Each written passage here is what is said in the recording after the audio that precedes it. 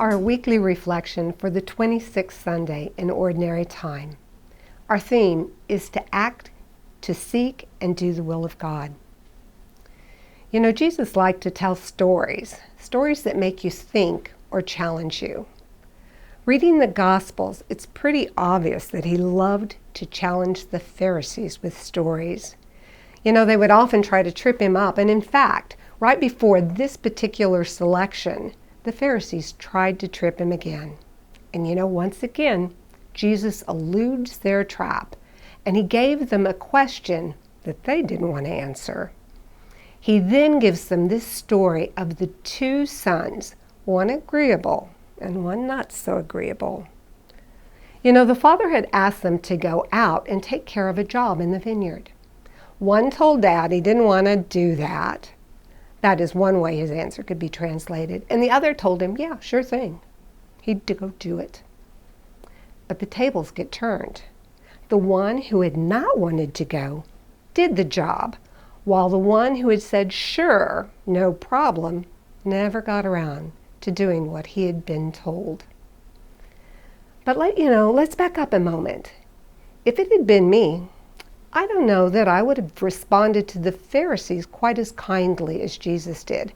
My impulse would have been to see this as a teachable moment when I could lay into those Pharisees and let them know that they were hypocrites.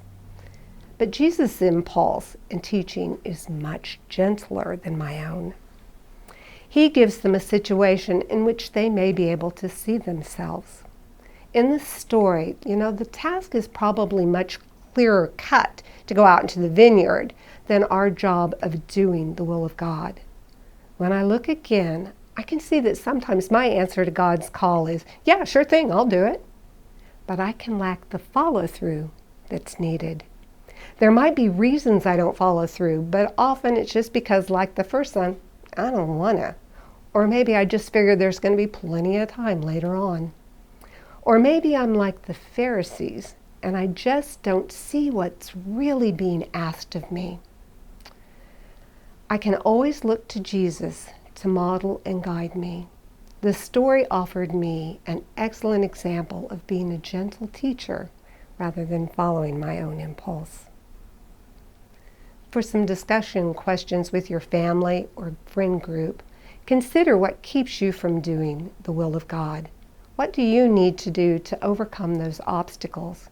How can you continue to grow, to truly hear what you are called to do? Also, consider if there has been a time when your initial answer was, I don't want to, but you ended up doing the will of the Father. Share these questions and your answers with a friend. And this week, try doing something you don't want to do with a cheerful attitude.